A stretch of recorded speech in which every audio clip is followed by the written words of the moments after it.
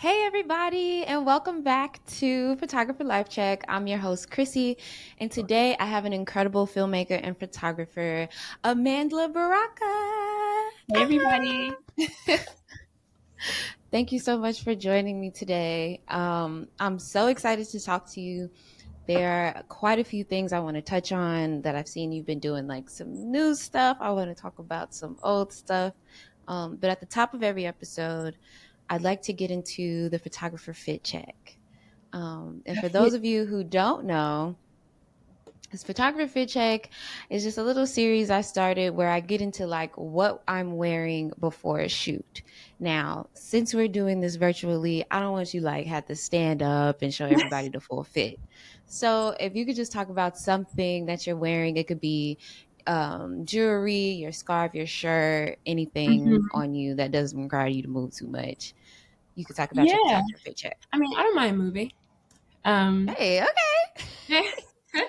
so as you know, today or this month is Ramadan, or you may or may not. Yes. This month is Assalamu Ramadan. alaikum. Walaikum salam, sister. I grew up as a Muslim in New Jersey, so you know I have that history, but I hadn't been practicing for years. It wasn't until last year Okay. that I started practicing again. Mm. Reading, praying, fasting, like really taking it serious. And I've been kind of leaning into more of my Islam and just supporting my fellow Muslims around the world. And so I feel like today is a very global kind of outfit. Like I have on this Pakistan jersey Hey. and this sari. It's an Indian sari that I got it in not Toronto. Where was I at? Oh, Vermont. I got it in Vermont from some like random white lady, but it's really it's really nice. And like I wear it so many ways. Sometimes I'll wear it like on my head as a scarf and then sometimes I'll wear it like as a necktie. So, I yep. love Indian saris. That's so beautiful. Also, that jersey is hard. I Thanks. love this Thanks the jersey. word, baby. I'm like, why would Um, anybody give this away? They're crazy. okay, literally. Also, so that means you're fasting right now. I am fasting. Oh my Holding it goodness. together. Truly. My partner is observant. He isn't Muslim, but we have a couple Muslim friends. And I don't know, he just found it on his spirit to try to practice that for a couple weeks this month. So he Yeah, I think started at it's the really top of the good month. for people, Yeah. even if you're not Muslim. I think it's good for like the practice of discipline and devotion. Yeah. Gives you a routine. It gives you your morning, which is I love Yeah. morning. So it's beautiful either way. Yeah, I think it's really beautiful too. For my photographer fit check, I have on a one piece, so I'm not about to stand up, but I will. I have on this necklace that I never take off. It is my mom's necklace, and I've had it since I was in high school. My mom is completely fine. This isn't like passed down to me or anything. She's alive and well. Um, Mhm. but my dad gave it to her, and I just love this necklace so much. So I kind of just took it, and she allowed me to. And Mhm. the only time it comes off is if I have like a large necklace piece that is like specific for an outfit or something like that. Mhm. Otherwise, I never take it off. It is very special to me. That's Um, beautiful. yes, thank you. Shout out to my mama. That's that's so gorgeous. I just had my aunt Ruth, or sorry, not my aunt, my great grandma Ruth just passed away a couple days Oh, I'm ago. sorry. So Oh she's on my no, a couple spirit. days ago. A couple days ago, she was 98. She was 90. 98. She, she A lived through beautiful so long much. life. Yeah, she had a really long life. It's not a sad moment, because she did live a long life. She Mm-hmm. had like a bunch of kids and, she had her time. So I don't feel sad, but she's on my spirit. So shout out to her. Yes, absolutely. I'm really glad you said that also. I felt similarly. I lost my great grandmother last year and she was 100. And Mm, I was like, I I don't want to know. be I'm not living. sad. You know what I'm saying? Like, my girl had a life. Like, Right. I feel incredibly blessed that I have known this lady. She lived to be 100. Like, this is incredible. So, Mm-hmm. shout out to our great grandmas. Oh my God, watching Period. over us. Period. Well, in that regard, my next segment is always the photographer life check. And for those who don't know, the photographer life check is literally just a life check in. It could be something happening in your life right now with career, personal life, literally just however you're feeling. So I'm glad you just naturally brought up that she is with you in this moment right now and like you're Yeah. really holding her close. It feels very, very aligned. And also, I don't know, it just feels a little special. It Like, is hmm, special. It is special. I did like a whole kind of ceremony to her this morning. Like I just lit a yes. candle and she gave me this doll. I can show you the doll. Hold on, let me get it. Yeah. She gave me this really cute doll. And so I just lit a candle with the doll and I said a little prayer. And I was Oh like, my God. thank you for being present My, in my life. yes, my mom has a collection of dolls that look just like that. That's Does she crazy. really? That's crazy. Does that doll stand on its own? Mm-hmm. Yes. Oh my God. I literally I love it. my entire life, my mom has had this collection of maybe like 4 or 5 dolls, like not that many, that she just kept on like a shelf in our living room. Yeah. Um of dolls that literally look just like that. I've never seen anybody else have these dolls. This is That's so crazy. funny. I love this doll so much. She is so beautiful to me. And it's like even more special that, Grandma Ruth gave it to me. Because we Yeah. didn't really get to talk that much. Like she was Mhm. present in my life, but we didn't really get to like have full conversations. So it was just really special when she gave this to me because I'm like, sometimes with older people that have a lot of kids, you don't really know if they remember like you out of the dozen, No, you know? that's so real. So, Absolutely. so it just felt so special. I was like, okay, I am here. Like we are here together. Exactly. Especially in your 90s, like you had hella kids and you're already in your 90s. Like Yeah, honestly, I don't expect you to remember, girl. I You did got a not lot of people to keep expect track of. it. I really didn't, but I'm grateful either way. Does that count No, as a that life is check? so. Yes, absolutely. Shout out to Grandma Ruth. We love you so much. I'm so glad she is very present with you today. This is like already so astounding to me. I love this. Okay, so before we jumped in today, I was telling you that like something came up and I was like, "Oh, this is so interesting, but I don't want to bring it up until the conversation." So like I mentioned before we hopped on, I had found you, I feel like years ago through the Black Women Photographers Collective. And once you agreed to be on the show, I went back. I had written your episode a year ago, Amandla. Oh I don't think we've wow! ever spoken before at all. I've just been wanting to do this for a really long time, and I was really, really in love with your work.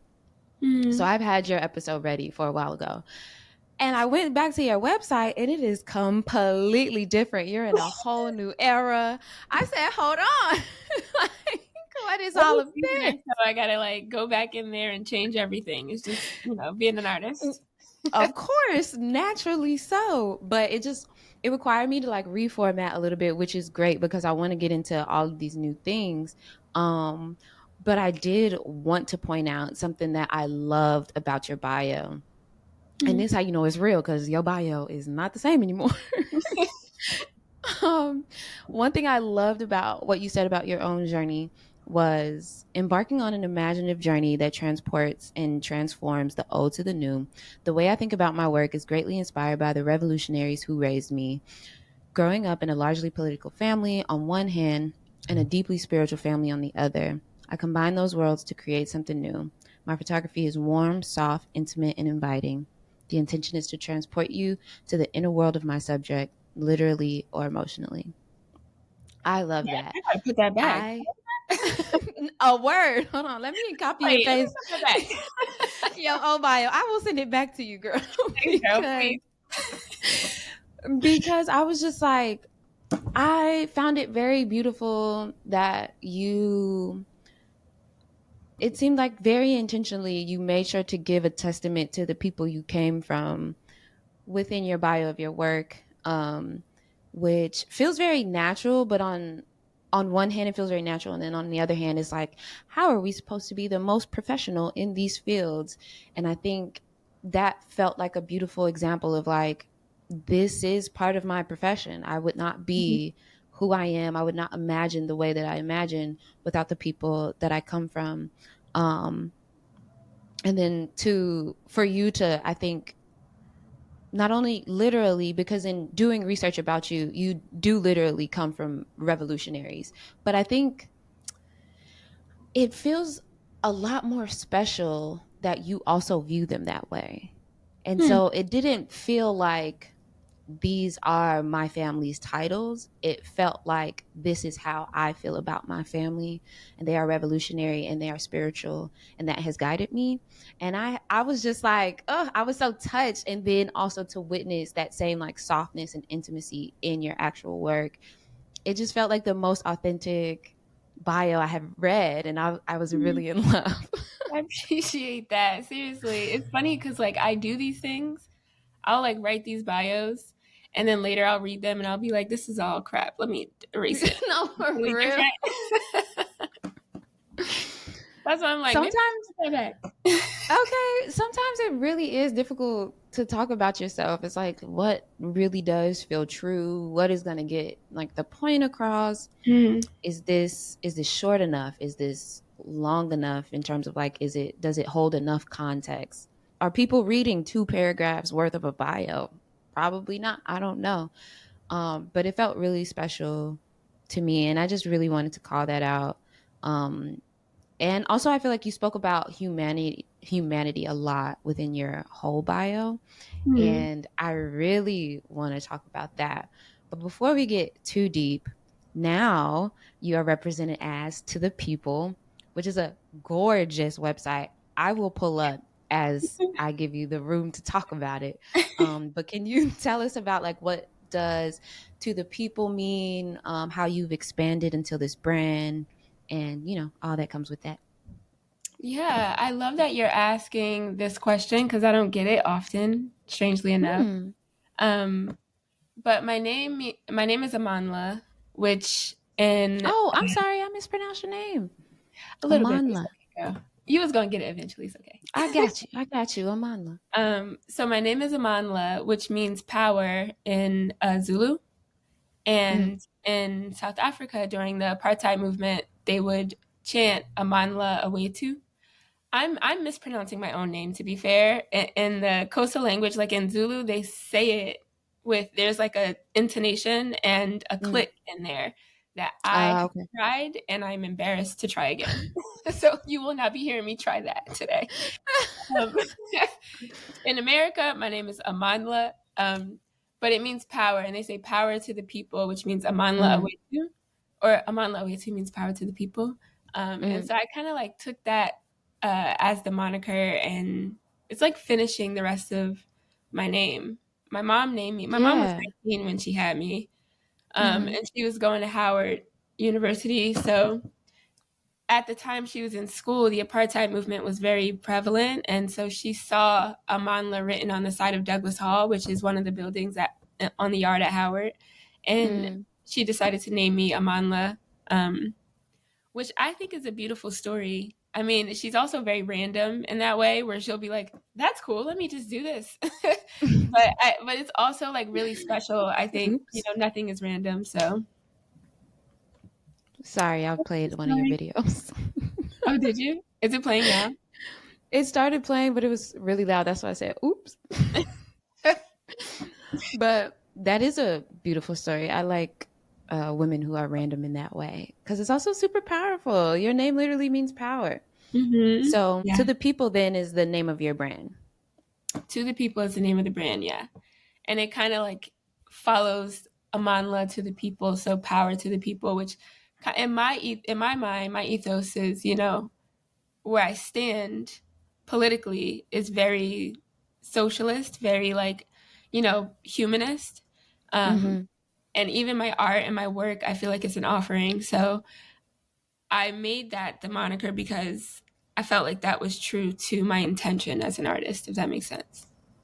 No, absolutely. Which brings me back to you speaking about humanity, which sounds like it was already a part of your mission or your ethos in that regard. Like you didn't have some awakening a year ago and was like, oh, I need to be this person. It is Hmm. literally in you, not on you.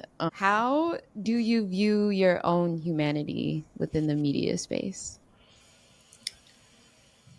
You are asking the questions today, girl. Oh my I gosh. love this Thank you. question. Um, how do I view my own humanity? Well, I think that is like the ultimate question, right? Like that's the life question.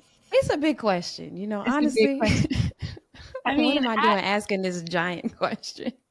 no, but I love it. I do. I think it's something that we should probably all be asking ourselves. Um, and I ask myself this a lot, like, what is my place really Mm, in community? Um, like, even in my group of friends, like, what is my role? Like, what do I do that can help or that can be an offering to people? Um, and it brings me all the way back to like me as a child, like as a baby. Because, like I said, my parents were very young when they had me. My mom was mhm, 19, my dad was 21. So mhm. I was mostly raised by my grandparents. Like, I was always at my grandparents' house. And my grandma and grandpa, like I said, they were revolutionaries. So they used to fight like revolutionaries. Okay. They used to be in that house fighting. All right. And my grandma said, or she told me later in life, but I have vague memories of this. My grandma said every time I came over, like they would drop me off there, I would kind of be the peacemaker, like Mm, unintentionally, but I would be the mhm, person that kind of like, I guess a baby that would like calm them or keep them from fighting. And so I mhm. think I have that temperament to this day. Like I think I kind of am that even without effort. Like I just kind of come in and people are just like breathing a little slower. Um, Wow. yeah, and I think of it as a power now. Before I was like, oh, I'm so boring. but now but now I'm like, no, like this is a good thing. It's a good thing to keep peace because somebody's got to do it. So Okay. yeah, And it seems as though then it's just in your energy. So maybe it's not even a lot of work for you to do. it's not. I sometimes I feel like it's funny because like sometimes I'll get angry about something, and I'll have this energy of like anger, but like no one believes it. Mm. Like I'm like I need an anger translator. Like somebody needs to, because I'll be mad and people will be like, okay. I'm like, no, no, no. I need a translator so people can really Right. understand. No, but it's funny because like it's not even it's like now that I'm we're talking about like how I see myself now that I'm like getting older. I'm 33 now. I've been doing a lot of Hmm. self work and just trying to understand my relationship to all of my emotions. And anger is a Yeah. big one. It's a really big one because historically I have not expressed that as much. Um, Mm. I tend to like internalize anger and then express it like on a paper or like to myself in the mirror, like, just Hmm. I internalize it. I don't like express it. So I've been trying, not even trying, I think I've been successfully working through um, what it feels like to be angry and what that action looks like for me. And the only reason why I say successfully, even though I don't feel like I've arrived, is because um, I don't feel as plagued by this. And that is a sign of success. Yeah. Absolutely. Yeah. Yeah.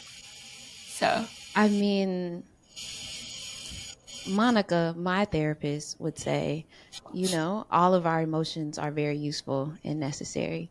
mhm. But the interesting thing that stands out to me when you say that is that I think anger is a very necessary emotion to fuel revolutions. And your moniker being to the people, your name meaning power, power to the people. Mhm. It's very interesting that you have had this difficulty in expressing that particular emotion, which that isn't to say that anger is all you need. You need all of the emotions to fuel revolutions.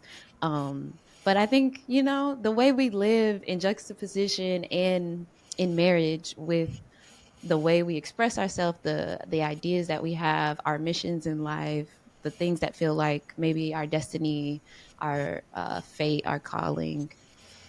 It's all just so complex and pushing and pulling all at the same time. It's really Mhm. fascinating to me.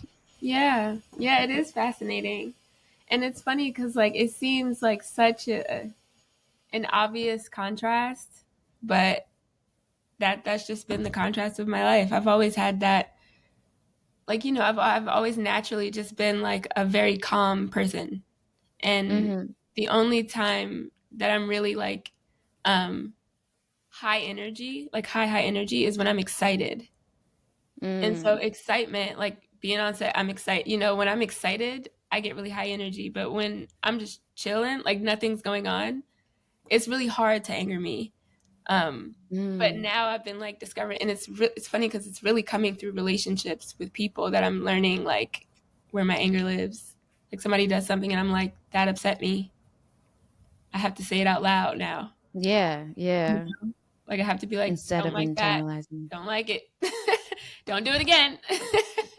Right. That's And I just mean, on the positive side of that, I think people listen a lot easier, at least in the examples that I have in my life. People tend to listen a lot easier if you can communicate your anger a little more calmly, which isn't always fair to the person who is angry, but Mhm.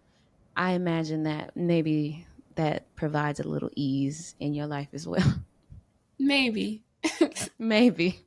a little It's a bit. lot of assumption, but Yeah, it's okay. It's just everything is greener on the other side. yeah, type shit. Now I'm curious about the spiritual side of the things. And I'm wondering, how do you think the spirit of the revolutionaries you come from shows up in your work? Yeah, I think they're starting to show up way more, to be honest with you. But I think in the beginning, it showed up in who I was choosing to photograph. Mm, Um, in my life, my personal life, my personal revolution is seeing like black women as noble and beautified and giving us a platform to be gorgeous and soft. I feel mm, like that's a revolution. I feel like experiencing your emotions, living in them, even for a moment, for a picture, is a revolution. Because I know my ancestors didn't really have the opportunity to do that. I know my grandma didn't have that opportunity. Neither did my mom. mm-hmm, Like the woman that I truly love, I see them hurting all the time and I see them holding it in. They're just holding in all the pain. Um, and so I think it's revolutionary to see black women just in their essence, being like soft and beautiful and painted and colored and, just all around human. mm-hmm. Cause that I feel like that gets removed from us a lot. Like we get, when I was not recently, now it's been we're way more present in media. But when I was younger, I felt like I was always searching. Like, where am I at? Mm-hmm. Am I right there? Is that me? Is that me? You never see yourself really as a black girl. I mean, the first time I really saw myself was Crooklyn. Love that Mm. movie. One of my favorite movies. Just because that little girl was me. Like I was outside Oh, like that, like playing. I had a boy cousin that we just be running the streets. Like it was just yeah. such an accurate depiction of what it means to be like a little black girl growing up in like a city kind of neighborhood. Yeah, and you were in Jersey, like And I was in just right Jersey. up the street. Yeah, Yeah. yeah, yeah. And people always told me I look like that little girl.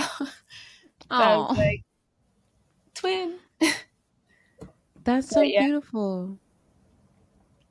Yeah. I think that's the interesting thing about representation. Um, I'm curious, do you think like representation is obviously useful and necessary, but do you think it's enough? No, I don't.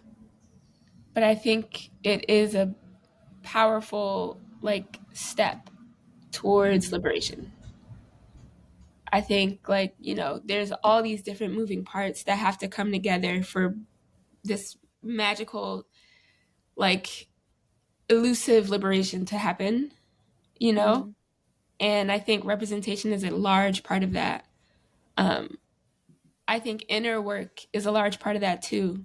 A lot of people are like actively trying to skip their dark night of the soul. I feel like you can't skip it. You got to go through it.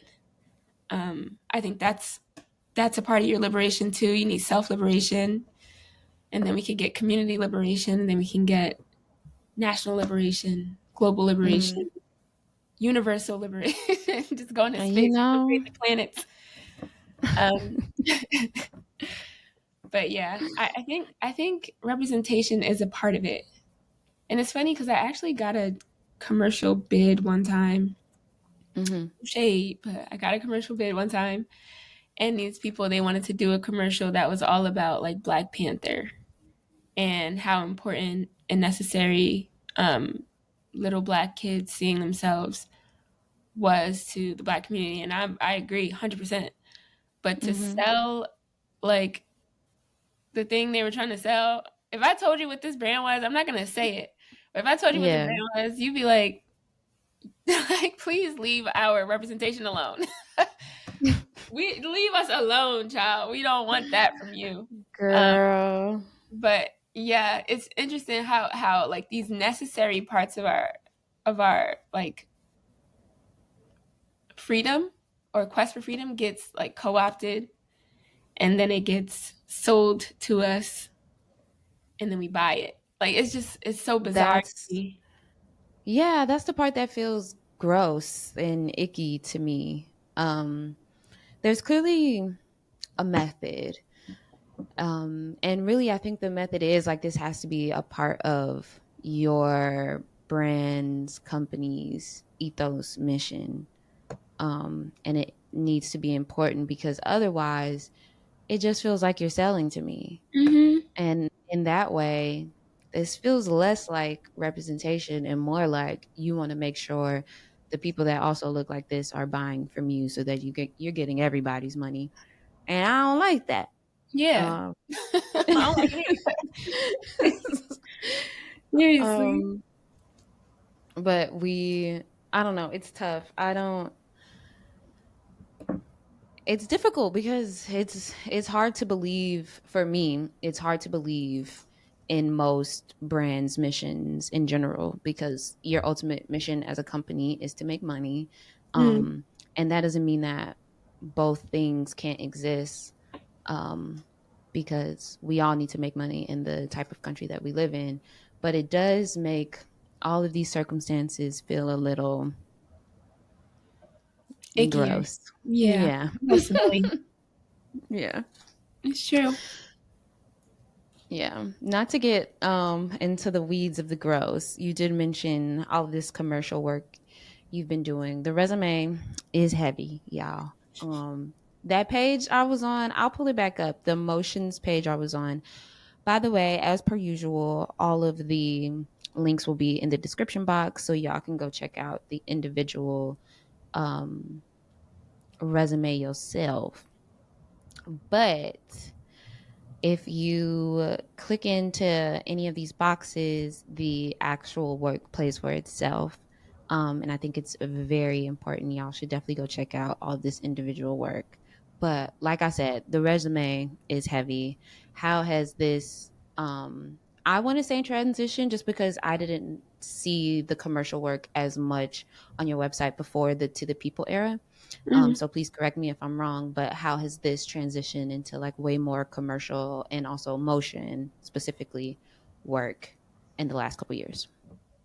Um, I mean that transition happened pretty naturally actually, because Mm-hmm. I was working at Pierre Moss doing like a lot of their branded content. So like we were making basically mini commercials all the time there. Um, Mm. and we were so scrappy. We had like $0 and we're just like hustling. We traveled to Canada one time for a shoot. Like we were traveling the country, shooting all kinds of commercials. Um, and so naturally, someone reached out to me from from a production company actually, and they were like interested in what I was doing at Pierre Moss, and Mm-hmm. they had asked me to do a commercial for Adidas, and so I did, and then I put that commercial after it was done. I put it on Free the Work, and shout out to Chloe who used to work at Free the Work because we went to high school together, and Hey, she's awesome, Chloe. very very Shout out cute, to very very Chloe. cool. But she helped me get my stuff situated on Free the Work. And then from there, I had more production companies reaching out to me. Mm. And, in that time, like I had left Pierre Moss in 2019. After I left Pierre Moss, I was freelance commercial directing and music video directing.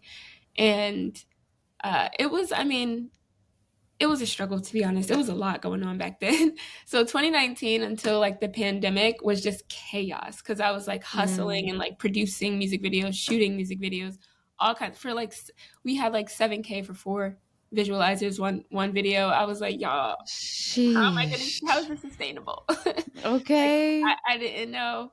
Um, but then like and even then like production companies and brands were trickling towards me. Like I had Microsoft reach out to me at the end of 2019, and we had a Mm-hmm. project we were working on for the Color Girls Museum that ended up not happening because obviously 2020 came, and then Mm. Right. we did try though. We tried to do it virtually, but it wasn't working at the time. We didn't have they weren't prepared to do that back then, so Yeah. What an era. um, it was nuts. Rest in peace to all the projects that never came out because of 2020. We miss Yeah, I'm y'all. sure there's a lot too. I hadn't even thought about that. There's There's probably so many. many that we just didn't So see. many. Exactly. Goodness. Yeah.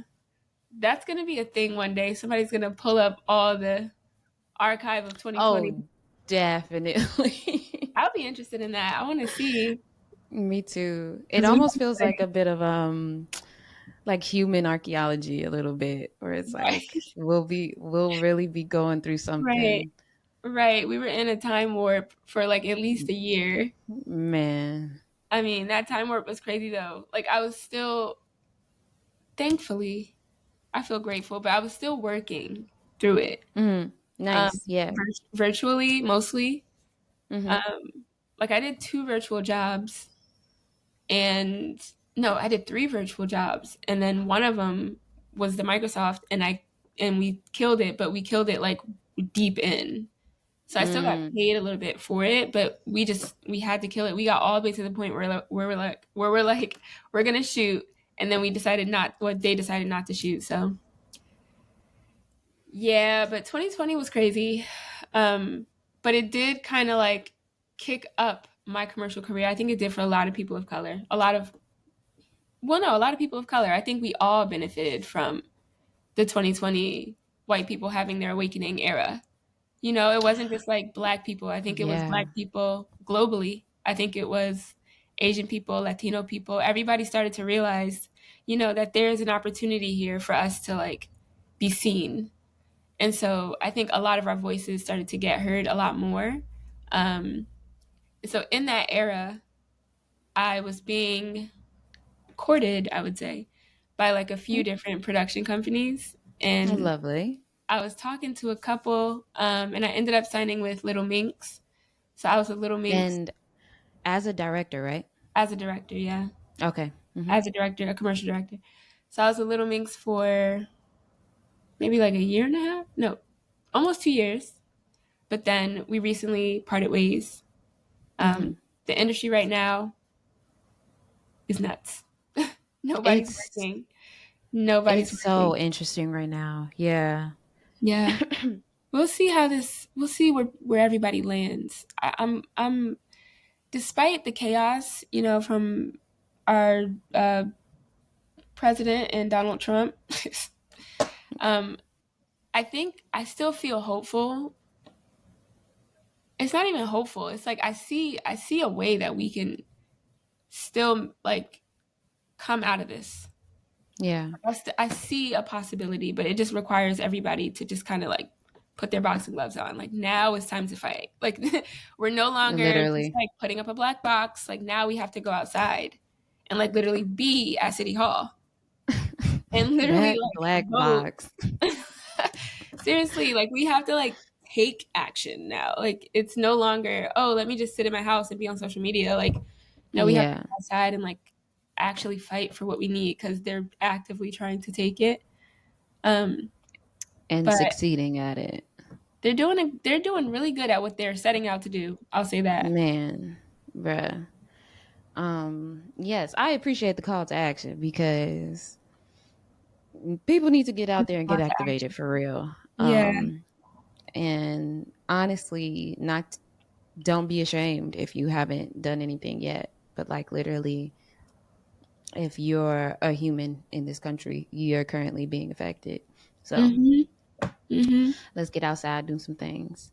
And there's small Um, things you can do. You can make a phone call. A phone call does it too. You know what people don't literally, understand is like your state representatives. Um, they impact your day to day way more than that president does. So you got mm-hmm. to call your state. You got to call people because the stuff that you need. Like I know there's a lot of artists who are on food stamps. Yeah, A lot of artists on food stamps. If you want to keep those, you got to call Governor Murphy. You got to call the governor of your state. I'm in California, but you got to call the governor of your yeah. state. You got to call your state representatives and make sure that what you're interested in, look at what they're voting on. You got to make sure what you're interested in is represented on that floor, or else you're gonna wake up one day and everything that you need, all your livelihood is just gone. So Which I that's why think it's this is important. also a good note to not use all of the things that are happening as a distraction, but rather information um, and Yeah. really knowing the people on a local level. And I say that even not knowing all of these people in California, I'm from Chicago. I feel like I still know way more about Chicago's representatives and Illinois' representatives than I do Los Angeles. But knowing those people, like Amandla said, impacts your day to day way more than the president does. And so calling your aldermen, the mayor's office, your senators, people like that really get the ball moving. Mm-hmm. Yeah. And I got way off topic. I got That's okay. way off topic. What was the question? Commercial. Yeah, we was talking about your commercial work. Yeah. I mean, well, that's kind of what it's evolved into. Really, it's my like I haven't really this year. I haven't really worked that much. Everything that I've done this year Yeah, is opportunities that I created for myself. Which there you you go. know, shout out to me because Two previously times. Come on. I'm like, look at me, I'm creating these opportunities instead of waiting for them. That's amazing. You know, I like know that's right. that made me feel really good about myself, even though for a second there I was like really in despair. I was like, Mm, goodness, like I haven't worked in so long. Like, what is going on? Like, am I just horrible? Am I terrible? And then I started to like take action and I was like, oh, it's not me. I'm just waiting too much. I gotta stop waiting for people come on. Come and just do on. it. We You not know what I'm saying? waiting. You just gotta do Ain't it. got no time to wait, baby. We Yes, doing it. this is your sign to do it. There you go. Message. Come on. Right, right. Shoot. Oh, is that where To the People was birthed from? You said you left Two Yeah, Minks, or was it little Little minx, Minks? little minx. Little Yeah. Minks. You left Little Minks. Is that where To the People was birthed, and then that's how you started to make these opportunities for yourself? Yes, actually. Yes. I mean, Okay. it was before that. Like I had already I don't know, working as a commercial director and being like a younger black woman is like incredibly difficult for some reason. And You could say young black woman. You could say young. yeah, I 33 mean, is not I don't old. know. I'm 33. I guess that's young to people, but like I Do you feel feel it's old? I do. I mean, sometimes. Really? Sometimes I feel really old, and then sometimes I feel like a child, like an actual literal child. But I think I try to protect that version of me, the one that feels like a child. Gotta hold You on to her. should, yeah. Gotta Make hold sure on she to don't her. go nowhere. Fighting for my life over here, but seriously, seriously. But yeah, it's like incredibly difficult, and I think it has to do with the fact that like uh, there's a cycle, right? Like you have to have work. You have to have very specific kind of work for the Mm, people that do the commercial hiring to want to work with you. And if you don't have the exact thing, like if they want a spaceship with a car on top of it and a monkey in the window, um, if you don't have a job where you had a spaceship with a car on top of it and a monkey in the window, they're gonna be like, she can't do it. It's impossible. How right. can she do it? There is no monkey in her portfolio. It's like it's so specific the way they make these decisions and Yeah. fear based, I would say. But I understand people got to pay their bills and they don't want to be accountable for anything. And unfortunately, being young and black and a woman is still a risk to people. Hmm. So shout out to the people who don't see me as a risk and who don't see us as a risk and who Come hire on. us with faith and love and abundance in mind. I love Come those on. people. I love those. I have a What? list of those people and they know who they are. Y'all Come are on. tight. Exactly. I love that. We need to keep a list. I liked it because it also sounded a little bit like a threat. Like for those of you who not moving in faith, we know who you are too. Yes, we do. No, So, I appreciate that. That was a word. yeah. Speaking of making opportunity for yourself, I see that you have been fundraising for your first short film. Can you Yes. tell us about it? What is this new baby that you're bringing into Yes. life? Yes. So, this would technically be like my third short film, but it would be my first Ooh, narrative, which is like a big leap. okay. Yeah. Like I got into film because I wanted to tell stories. Um, Hmm. like I've always been a writer since I was a little kid. I used to make like short stories and poems and stuff. That is Um, so sweet. thanks. Yeah, I used to do that a lot. And so now that I'm finally in a place in my life where I feel like I have a story to tell, 2022, I wrote this film after I moved to LA.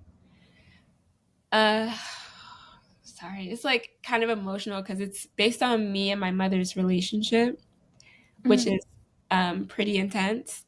And love her though. If she hears this, love you, but it's intense. Yes. Um, Shout out to Mama Baraka. shout out to her.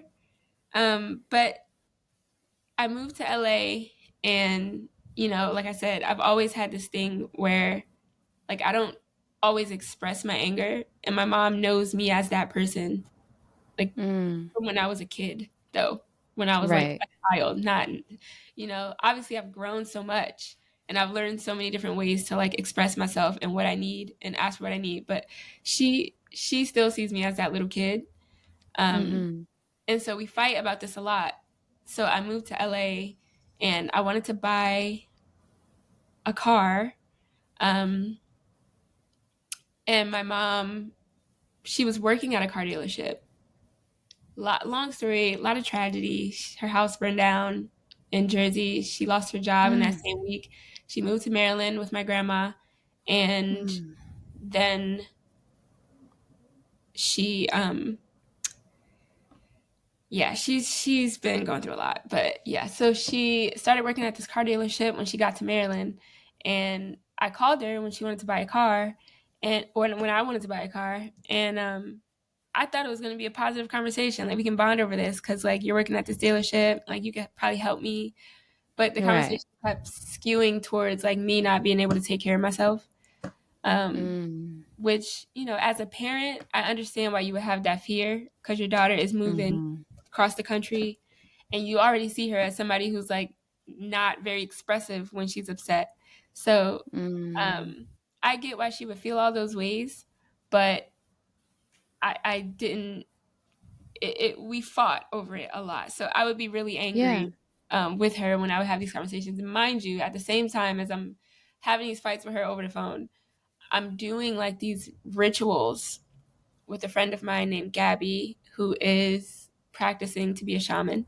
She's Okay. indigenous from the South, from Oaxaca, and Mhm. um, she brought me a lot of gratitude for her. She brought me into a lot of rituals with her, and we did a lot of healing work, mother medicine, Mm.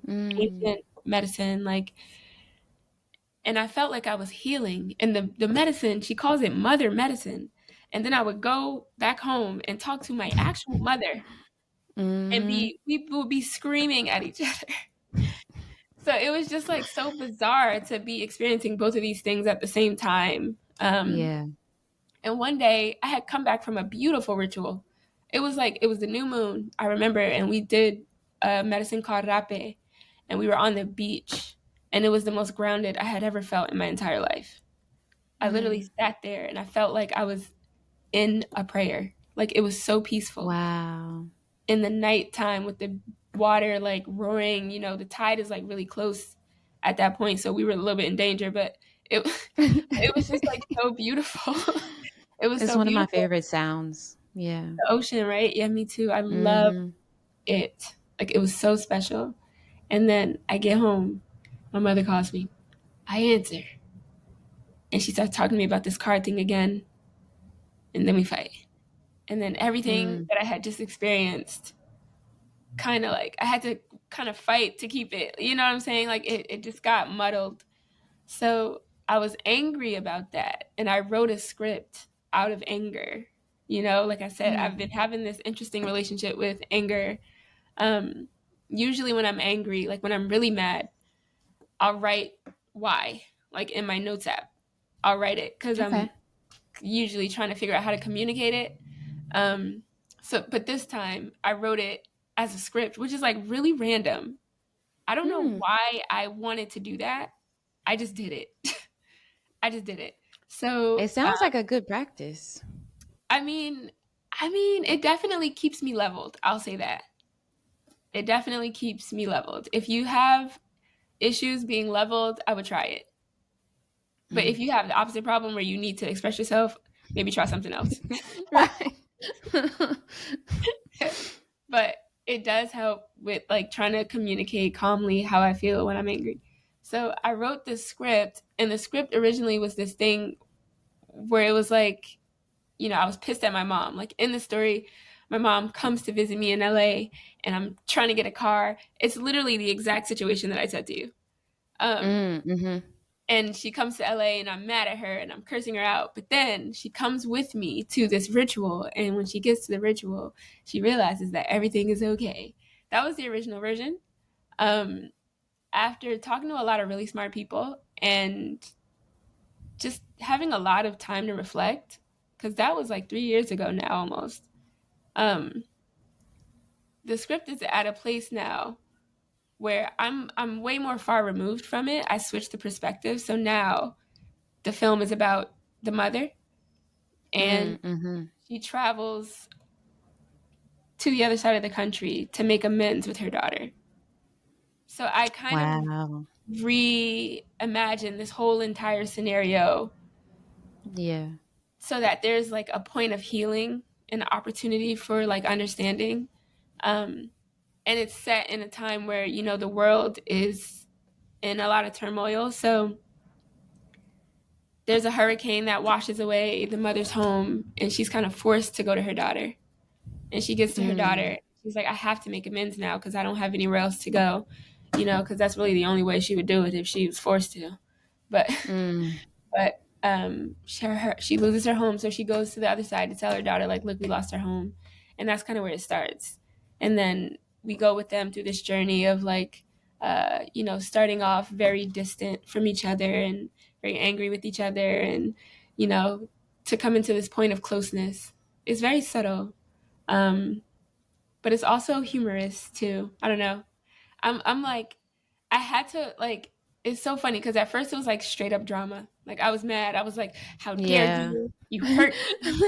Duh. And then I thought about it later, and I was like, "This is not a tragedy. This is not a tragedy. Mm. This is like very normal. Like this is what mothers and daughters go through.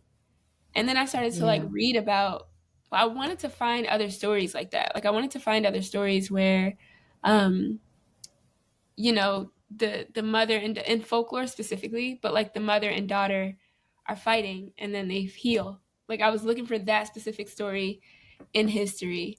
Um, and I couldn't really find anything. And I'm not going to say I looked everywhere, but I did look a Yeah. lot of places. Like I had an intern at the time who was my cousin, and we were like in the library, girl, like looking up books, like doing all this research, like going across cultures. Like we were reading Japanese folklore, Arab folklore, Armenian folklore, Scottish folklore. Like we were looking Yeah, and all couldn't over the find place. nothing. And I'm like, damn, y'all really don't want mothers and daughters to heal. Like that's crazy.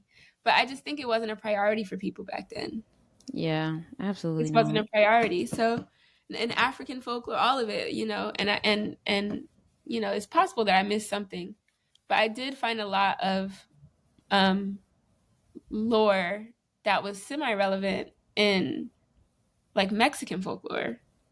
Odd enough, Hmm. yeah. And What I kind of thought it was just things? kind of full circle because I was doing like the mother Yeah. medicine, so I was like, oh, interesting.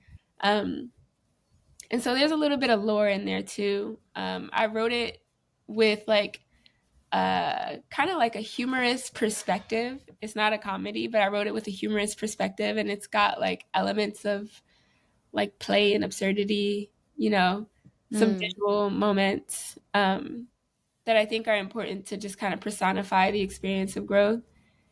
And especially when you're someone who like isn't used to it, like the mother character would be. So she would Mm-hmm. be new to this experience. Me, the character that is supposed to be me, she's already in it.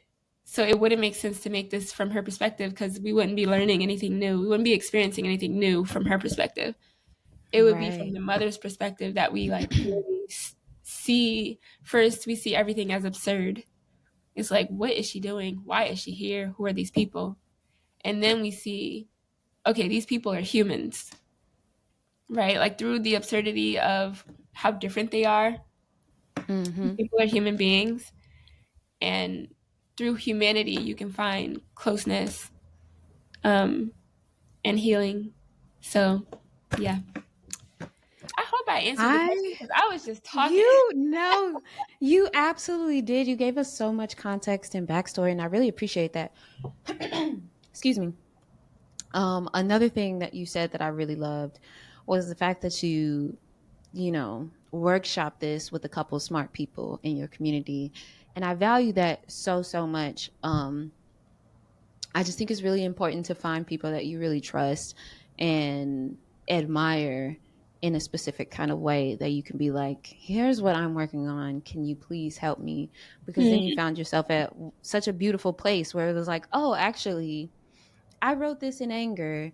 And while that is valuable, the real story is what you can learn from this opposite end. And I mm, think that is so beautiful. So, for Peace of Mind has a GoFundMe link that I will obviously be putting in the description box. Support Amandla's very first narrative short film, and her goal is 25K. And just to read a little bit of what you wrote here, y'all have all of this incredible context, but I really loved the why, just the first sentence in the why that you wrote on your GoFundMe. It says, I wrote this film because I wanted to examine the Black American trauma inherited by a lot of Black women in this country and passed down from generation to generation. And your retelling or the recounting of the moments that brought you to writing it and then how it transformed it, I think is just a testament to what a beautiful exploration it is to be doing like inner self work, personally, but then also with your elders. And as a woman, particularly with the women elders in your life, especially if you have a mom and your mom is still in your life, and that is accessible, I think this specific kind of work is so important So I absolutely love that this is what your first narrative is going to be about. So please support Amandla in this. It's going to be so incredible. And can you tell people, are there other ways that they can support if they don't have the money to spend? Is there any way else somebody can support you in this film? I mean, if you'd like, you can follow my newsletter and you can follow our Instagram page and just see what we got going on and just support, with like community and sharing. I mean, I love when people like what we post on there right now. It's still like BTS stuff and like inspiration stuff that we're posting on the Instagram page, but it's FPOM film at FPOM film. That's it. And yeah, we just did a rehearsal last Sunday and I'm about to post the photos from that rehearsal. It was Oh so my good. God, that's so cool. Okay, So beautiful. yeah, if you want to follow Well, the journey. yes, please follow. That link will also be in the description box. Let's take a break real quick and we'll be right back. Today's episode is brought to you by Art House, the first Black owned film lab in the city of Los Angeles. All my photography homies love Art House because they specialize in C41, black and white, E6, and ECN2 processing for both 35 millimeter and medium format film, all while using a custom built cinema scanner to get you those stunning movie quality stills. So go pick up and drop off a roll at their new location in Chinatown and check them out at arthousefilmlab.com or arthousefilmlab on IG and tell them we sent you. All right, and we're back. Okay, so Amanla, I want to jump into our next segment, which is a new segment. I read this book called Photographs Not Taken, which is basically just a collection of essays from photographers who wrote about photographs they wish they had taken or that they saw in their mind or they saw in real life and never took, whether they had the opportunity or not. And I love this idea. It was something I was always thinking about anyway. And one of my homies, shout out to Caleb, he was like, "Oh, you have to read this book." I think it's a very fascinating thing Hmm. as a photographer and really as anybody that I get to just walk around and like take mental pictures. So Hmm. I'm curious, do you have a favorite photograph that you have not taken? Hmm. I feel like there's so many.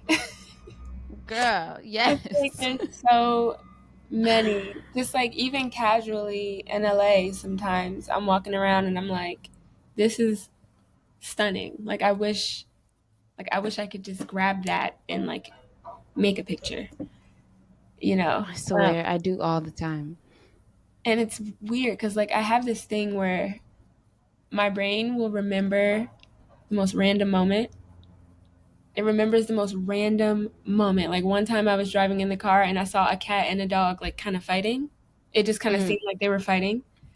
And I remember like seeing that, but that was like, I swear it had to be like 15.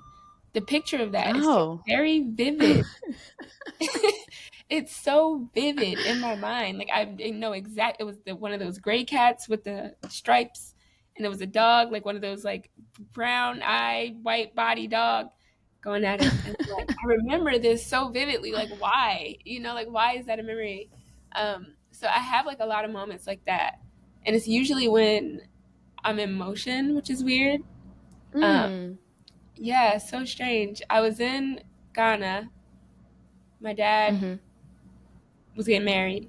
His wife is from Ghana. Mm. Um, so I was in Ghana, and that's where I did the Woman in Ghana series, those green photos with the Mm-hmm. girl in the milk in the smoothie.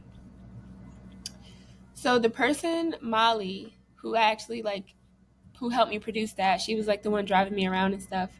Um, we're driving like through. We left Accra, which is where I was staying and where I was told to stay. Like they literally told me not to leave Accra. I told them I was going. They were like, Mm-hmm. "Don't leave, just stay here for my safety, whatever." But obviously, I did not listen. So me and Molly, we're driving around Ghana, and we went to this like compound. So the girl who is laying in the garden, that's her family's compound. On our way Oh. to that compound, um, I just want to pause really quick before I get there. that girl is not just like some random person. Her family has a legacy of like theater. Like she comes from like this Okay. really rich theater background. Um, and I just wanted to point that out because I hate like making my subjects faceless people. Um, Okay, yeah. I but appreciate that. she's incredible in her own right. But anywho, so we're riding towards this compound, which is like outside of the main city, and as we're riding, like we're driving in the street, and it was crazy because like the streets in Ghana are like not really, they're not like organized the same way that streets are here. It's not like set Mhm. up the same way. So it's people walking in the middle of the street, like a bunch of people walking in the middle of the street, and like some people are like selling things and like giving us stuff. And one guy stops and he asked if he wanted a mango. He had like a mango and some plastic. And at first I was like, no, because when I got to Ghana, my dad's wife's family told us things that we should and shouldn't do. And one of Right. those things was like take random food, drink the water, because our American bodies might not be used to it. So I Yeah, had that in my exactly. mind. And so he came up, he approached, and he asked if I wanted a mango. And I said no initially. And the look on his face after I said Oh. no made me want to buy. I was like, okay, I gotta buy it now. Like the Right. face he made, like that is something I wish I could have captured. Like that face, because it was so Mm, convincing. Like he had his yeah. window in his hand. He got his hand in the window. I'm like sitting in the passenger seat. His hand is in the window. He's like basically like, you don't want this mango? And I was Why like, would you want this this is mango? yeah. And I was like, you know what? Actually, let me get the mango. I was like, good job, sir. Good selling. He's Okay, totally I okay. mean, I can't say no to a mango in any way, honestly. So I no know. matter I where was I just trying to, go. like, I don't know. I was trying to follow the rules because I thought, somebody Right. put it in my head. They put it in my head. So I was like, all right, well, I guess my American body. But I ate the mango. It was really good. And I was totally fine. A mango will never do you wrong. That's Yeah. one thing, that's for sure. Yeah. Yeah. Yeah. Well, But that I was a love moment. that. Thank you. That was a I moment. can, There's definitely more. of course, I can definitely see that one. Um, I haven't shared one yet. It's still a new one. It's still a new segment, I mean, but I haven't shared one yet. Hello? So I will share one now. Oh, can you still hear me? I can. You cut out a little bit, but you're back. Oh no. Okay. So I'll just repeat it just to be safe. Um, okay, so I love that because I see the image in my head, and I haven't shared one of my own favorite photographs that I haven't taken yet because this is a new segment, but I'll share one now. I think I was in Brussels and I was just walking down the street. This is midday. Um, Almost anywhere in Europe is really gray. Like gray weather, gray concrete on the sidewalk, gray concrete on the buildings. Like it's very gray. And even the people, like it was like everybody was wearing gray suits or blue denim, and it really just felt like very gray in this moment. And I'm just walking down the street, and to the left of me is this building with a huge window. Like the window sill is almost at the ground, and it's just ginormous, a couple feet in the air, and it's cracked open. And out of this sea of gray and white people, a black woman with a bright red dress, like, enters out of the windowsill, stretches her head out. She has on a white head wrap and just looks out the window. And it looked like a painting. It was the most beautiful, like, situation I happened upon. And I had a camera on me, but because I was in a new place or a different country entirely, I felt really weird about being like an American in another country, like taking pictures of people. Like it felt rude almost, and I felt very uncomfortable Mhm. in it. Yeah. So I did not reach for my camera, but I Yeah. just stared at this lady for a minute. I was like, oh my God, this literally Mm. looks like a dream. It looked Mm. like a beautiful, like, Renaissance painting or something. It was so gorgeous. And I think about this picture all the time. Because I wish I had it to really look at, but it's living imprinted in my brain forever. Hmm. It's interesting you say that too, because that is usually how I feel also. Like every time I want Oh to my take a picture god. and I don't, it's usually because I feel uncomfortable, like making someone else uncomfortable for the moment. Yes. Um, Same. it's like sometimes when I feel the energy is right, I'll go ahead and do it. Like when I was in Lagos, actually, I was shooting Mm. in Lagos at this like block party thing, and it was so beautiful. There was, oh my God, I should have said this. There was this little baby boy, a little black boy. He was so tiny. He was wearing a diaper, and that was it. And he was bald, completely bald, and so chocolate, like so chocolate. And he was so cute, and the sun was so heavy that day. The sun was like weighing on us. Like everybody was sweating, even the Mm. baby. And so he was just standing there, and I didn't see his parents around. So I didn't feel comfortable like taking a picture of the baby because I'm like, Yeah. what if his mom is around the corner and then she comes out and starts cursing me out? Like I don't, he's Okay, child. like who are you taking a picture of my baby? Yeah, but I noticed like a lot of photographers, a lot of like really respectable photographers too, will go ahead and do it. And I'm Just like, I do always it. wondered how, like, if they were like conscious of this and they just did it anyway, or maybe not. Like, I don't know. Right.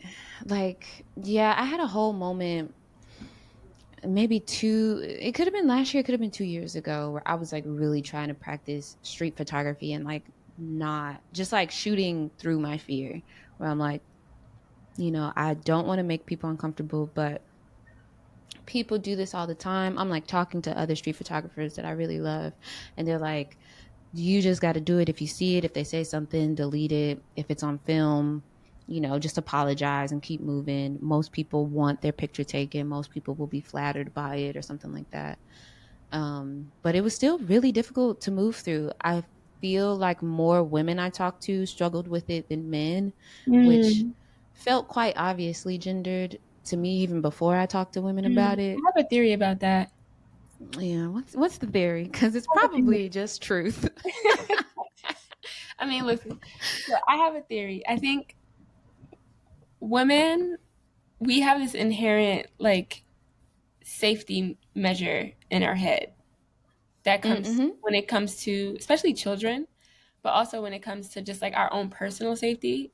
I know that's how I think about it sometimes. Like when I was still shooting fashion, I did like 2 years as like fashion week doing that stuff, like fashion photographer Mm, doing fashion week stuff. And I did it in Lagos too. That was brutal. That was brutal on my body as a woman because mm, nobody really cares, especially if you're a black woman, you kind of get overlooked even more. So like if you're in a mm. pit with other men and you're competing for an image, they're pushing, they're shoving, they're knocking you down. You know what I'm saying? Like your The physicality pits are is the worst. vulnerable. Yeah. And even shooting like when you're out by yourself, like when I'm out by myself and I decide to go shoot something, like even at the protests, I find that the way that I photograph things, like the way that I shoot, is informed by like like how safe I feel and like how I move based on that safety. So like a lot of my Mm-hmm. pictures are people from behind or you'll see like from a distance or like through somebody or like through something because I'm like trying to Yeah. make sure that I'm not gonna like get trampled or like I'm trying to like Yeah. consider my vulnerability but also consider the image at the same time. And so I find that my gaze is always like very voyeuristic in a sense where it's like I see this from across the street. Let me try and get as close to it as possible, is the thing, Mm. without like Mm-hmm. being trampled or pushed Like, or or maced invasive. or invasive. Invasive too. I think it's both of those things. Um, there was a shot that I had. Whew, this was like an emotional period, but when I did the George Floyd protest, that was at Barclays Center. Mm-hmm. that was really intense because, you know, I told you, like, my family revolutionary, I've been going to protests since I was a little girl, but that was the first one I went to as a photographer. The first one Mm, I brought my camera to. You know, like yeah. before that, I had gone to protests and I was a part of the crowd. That one, I brought my camera, and it just so happened that that particular protest was right before they started to like calm down. Because at first, the cops were being really, they were responding aggressively to the protesters. My friend got Mm-hmm. punched in the face. People were getting maced. As I was Sheesh. walking up, everybody was running towards me because the officers were macing people. And so in that moment too, I'm walking up. The only person going towards it was a man on a bike, and he had his fist up. I have that picture too. But everybody else was Mm, running towards me. And when I got around enough, I had covered enough of my face. I had a mask on already, but I was just like trying to keep the mace out of my face. And so I'm yeah. shooting with like my eyes like this. So I'm like trying to Mm, not get like the mace in my eyes, but I'm also like trying to take pictures. So like I have a lot of pictures that are like just a lot of motion. yeah. Um, and then Which that's I interesting. remember approaching like the actual front doors of the center and turning around, or sorry, before I turned around, there was a man being arrested. And then I turned around and I saw this like big police van. And obviously they were just like lining people up in that van. And so the guy, I turned back Mm-hmm. around, the guy who's getting arrested is like shouting. He doesn't have a shirt on. They're struggling to put the cuffs on him because he's a little resistant. And so he's like moving his shoulders, like trying to get out of it, but they're pushing him. It's like two officers like pushing him towards the van, and it's happening really, really fast. And I was like, I really want to get this shot, but I don't want to be invasive, but I also don't want to be maced. So where can I be? I'm like, where Because you can have I to think about so be? much. It's literally like a game. Like it's like, where can I Literally. be so I don't get hurt and I don't like overwhelm people, overwhelm the environment. So I just kind of like snuck my way over behind another officer who didn't notice me, but I snuck my way behind another officer who was standing next to the truck. And I just waited for the guy to get close to the truck. And then as soon as they were pushing Mm, him in, I just kind of like turned my body around the officer, click. And then the officer saw me and he started pushing me back. But like I kind of like oh, had to shit. like get low and like get a sneak shot in there. It was Yeah. insane. That was like a really crazy, crazy time. Bruh, did you share any of those photos? I did. I think some of them are still on my Instagram, girl. I post stuff and then I take it down. But I Yeah, think you know, I know let how it is. Yeah. me see. What an era, my Here, I'll send goodness. you a link to just those photos and then you could share it. People can see. We Okay, know. yeah, I'll definitely do that. That was another time for a lot of photographers, but I think a lot of black photographers especially, where a lot happened for their individual careers, folks who were covering the protests. Yeah. Um, some of those photos, I mean, just became historical pieces that, like, I feel like we also learned a lot. I think I remember some of the things I was sharing around that time was really to shoot how you were shooting, where it's like, don't put these protesters' face online. Like, these people Yeah. have been historically targeted and will continue to be targeted. We see it at all of these protests. So shoot from behind, or like only Yeah. shoot people if they're completely covered, kind of thing. hmm And it was a time where we were like learning a lot about the proper way to photograph the That was movement, yeah, essentially. that was interesting. That was, man, that was interesting. But I I think it think was really important for all of us, especially those of us that are tasked with documenting life. Like, I think that was really important I think so for too. me to learn, and also to be sharing with people who are just there with their camera, that aren't Mm. necessarily photographers, but being like, you could really be putting people in danger if Mm. you mishandle this moment. Yep. Yep. I'm sorry that I'm looking down. I'm trying to find You're okay. because I've archived. For some reason, I archived like this is my current archive right now with all those Completely protests full. completely full. with like all the protest images. But I felt like I wish I didn't put this border around it because then I like how Mm, it's without the border. But I remember I'm trying to find the one where I had blurred everybody's face because that was like really a talking point. And a lot yeah. of the like panels and discussions we were having, like there were a lot of conversations around that. Like this one, I don't know if you can see that, but you see this guy. Yeah. So I was doing that because I was like, really worried that people would get tracked down Yeah. and like arrested or something. This is the man on the bike I was telling you about. Oh, okay. Yeah. This black woman, they're walking towards it. Everybody else was walking away or running away, frankly. Right. Look, and then there's this one too. All those faces are blurred out. I don't know if can you see that? You can't really see the blur yet, but they might be able to You know once what? I I'm just export gonna this unarchive file. this stuff. I don't even know why I did in the first place. Come on, yes, unarchived.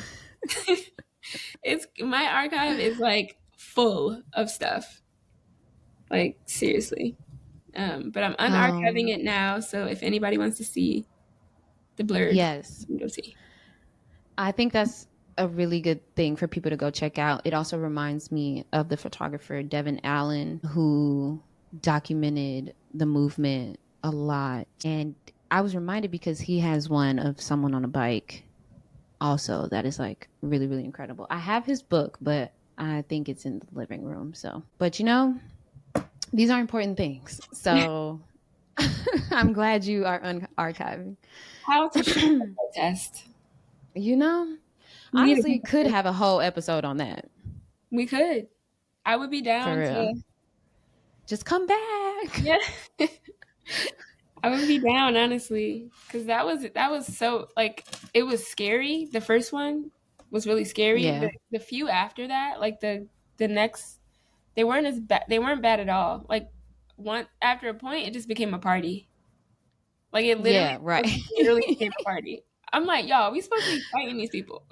right. People got Why are we alcohol, having fun right now? right? Exactly. It was so crazy. Yeah, But like anger, joy is a necessary emotion and tool. that is true. Um on moving on to the next segment though, because I already know we're over time, so I don't want to take up too much of your time. Um the next segment is called The Gear Don't Matter But, which is just a testament to the gear that we use and that we love. Because the first thing people always say about photographers or ask about photographers is what camera we're using. And if it really mattered what camera we were using, we would all be taking the same shot, and we don't. So, to shout out the gear we do love, I would love to know what's your favorite piece of equipment that you use, and it doesn't have to be a camera. It can be, but it doesn't have to be. My favorite piece of equipment, and it doesn't have to be a camera.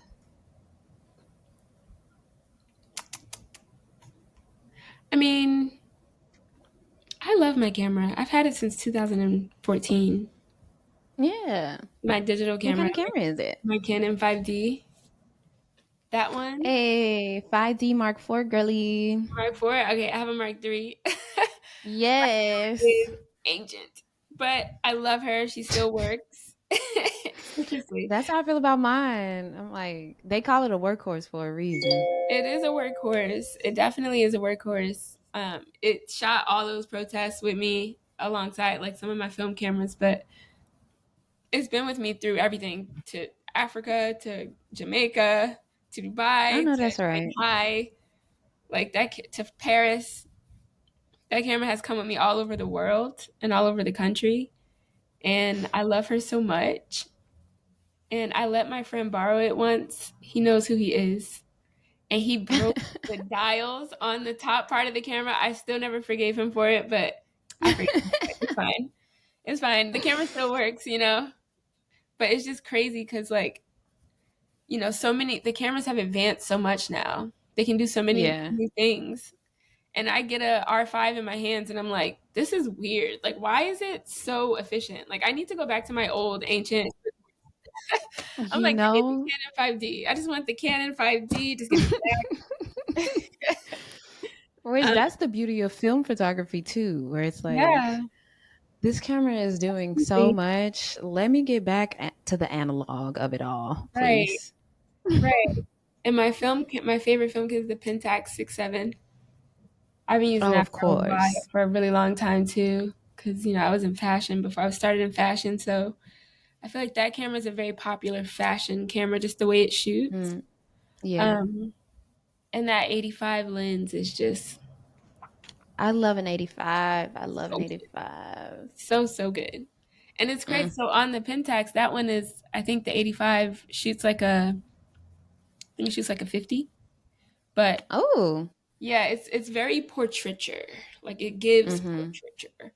And I love that feeling. I love the Me feeling too. of a portrait. And that's why sometimes Mhm. I do hesitate to take some photos in public because I'm like, this requires care in a moment, and I need to make sure the person that will be lensed is prepared for this moment. Like, are you Mhm. prepared to like stop, turn towards a certain angle, let me fix your hair, let's do a little thing to your scarf, Like, just like be yeah. the person. Are you prepared for that? No, I'm kidding. Right. um, but I do That's love really that cute camera. though. And I feel like I want to say something else because there's all kinds of stuff that to me is like picture making, but it's not Mm. technically. Like, I love to write. I'm very, very inspired by literature. Um, One of my favorite books is a book called Echo Tree, and it's like a compilation of Ooh. books, stories, short stories that are like absurdist short stories um, about black characters from the Deep South.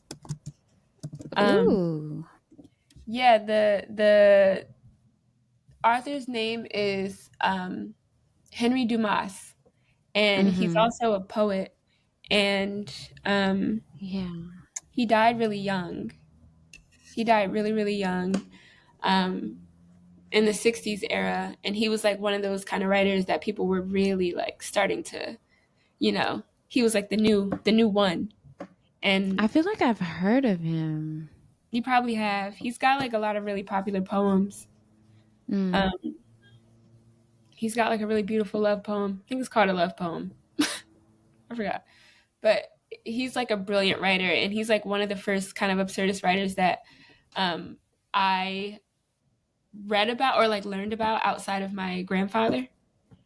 Okay. And I think that I think growing up with my granddad as like a poetic source, like I was, you know, the baby at the poetry shows and the baby at the jazz club. I was like the baby That's all so over sweet. all over the place with them. So like his cadence and his essence, I feel like I kind of inherited that. And Mhm. so I have that same longing for like weird. In his autobiography he says he was always looking for weird. And I feel like I have that same desire for something that's just Mm. outside of what we all consider to be normal, and then something that we can accept as beautiful even though it's not normal. And I really, Mm. really enjoy like absurdist writers and surrealist writers for that reason. Another great book that I'm really, really obsessed with, they just came out with a show called 100 Years of Solitude. That one was really inspiring. Um, I mean, depending on how you look at it, Alice Walker and Toni Morrison could be absurdist and surrealist writers as well. I think they are. I would say That's so. I interesting. would say so. I Yeah. mean, they write a lot about like the spiritual experience, and so I feel like that is a level of absurdity. That's a level of surrealism as well. Mm. Um, and then obviously, um, Octavia Butler is huge for me. She inspired my short film a lot. Like when I was thinking through and just thinking about mother daughter relationships, Parable of a Sour was really inspiring because of the relationships between the families. Yeah. And it felt so realistic, even though we weren't in a world that we were experiencing at the time. Even though now I think we're in that world. But like at the time, we weren't really in that world when I was reading it in college. But like Mm-hmm. the relationship building she did for that was just so interesting to me, and I felt like it would be important to include that in my film since there is this element of climate crisis that happened. So um, just seeing how it impacts us emotionally. Yeah, and then even the specific mother daughter story in the second one, Parable Yeah. of the, what is it? Uh, I It always starts think with a T, I think. Parable of the Talents. Talents, yeah, yeah, Yeah. yeah. That one where they really get into the Yeah. mother daughter aspect there, I think. Um yeah, that's really interesting. I my I I'm gonna go on a quick tangent for Octavia Butler and Parable of the Sower because I actually think we have always been living in that world. Hmm. Um, and I think, especially because she's from Pasadena, um, that she was just privy to the the realities of Skid Row Mm-hmm. and what that looks like. And honestly, in reading that book, it made me just think Yeah. about the homeless encampments that have already existed for decades and decades, especially in Totally. large cities like LA and New York and Chicago, and what they look like and feel like. And I will say, at least in my experience, I've spent some time in New York and I'm from Chicago. LA's homelessness feels drastically different It does. than that I have seen on the parts of the world that we're from. And in coming out here and really witnessing that like firsthand and seeing it in a different way, and then reading that book because I didn't read that book until 2024, which felt right on time. It starts in Mm-hmm. 2024. Um, But yeah, like when I read that, I did not think about the state of the world first. I thought about LA first. I was like, this book Interesting. literally looks like the Yeah. landscape here to me in my Yeah. head. And and it's not to say that Octavia Butler wasn't ahead of her time. I think it is very like odd and fascinating how much she kind of predicted Mm-hmm. way like it was published in 93. Like she was ahead of her time, very imaginative and surrealist woman. um but Yeah, man. I think there was something about what she was just literally seeing here Yeah. that kind of stood out to me in reading that book. It makes a lot of sense, though, you say that moving here, because when I was reading it, I was in DC, Mm-hmm. which has a homelessness situation as well. But you're right, because like in LA, it feels different. It feels like a soul. It It's feels like a oof. spiritual, like, like drowning, if that makes sense. Like it's just Yes. people's getting their souls taken, and it pains me to see that. I see it a lot here. I see a lot of different Yeah. people that's my age. Like I saw a little boy downtown with no shoes on, no shirt on, clearly strung out on something, Mm. walking around downtown with no shirt on and no shoes on. And the way that hit me was like, you know, similar to how I felt a lot of times reading that book. So it makes a lot of sense the way you put it because I hadn't put two and two together until just now with you saying it. Man. Like, Yeah. I mean, it's legitimately a whole city's worth of a homeless or houseless population here. And it leaves more than just a physical mark on the city. Like you said, it's like you feel the energy. It feels like a spirit sunken, and it's drastic here. It's really devastating. And of course, being the type of woman that we are reading her to be, us not knowing her personally, of course she would be speaking from experience in a city like that, you know? yeah. And Yeah, also, that got dark. what'd you say? It think I it's dark. said that got dark. But I mean, like, we're talking about duality here. Yeah, It gets dark, then it gets light. You know, it's a part of it. Yeah, it's a part of it. But man. man. Okay. I do have one last segment for you if you have the time. Okay. The segment is called Shoot Your Shot. It's one of my favorite segments because this is a moment for us to dream out loud together. Okay. So I'm curious to know who is somebody or a brand that you would love to photograph or work for? Mm. A brand I don't know if I have like a brand in mind, to be honest, but I know that I Mm-hmm. would love to. I mean, there's a lot of people I want to photograph. Like, it would be amazing to photograph Viola Davis. Oh my God. I It can would be already so see it. amazing to like, I love her features are so beautiful to me, and Mm-hmm. I feel like that doesn't get the emphasis it deserves. I Like, feel she is that. gorgeous. Her, Whoopi Goldberg, like, these are all women that I think are really beautiful that the world has like Mm-hmm. tried to mold and shape into this, like, I guess, unattractive box.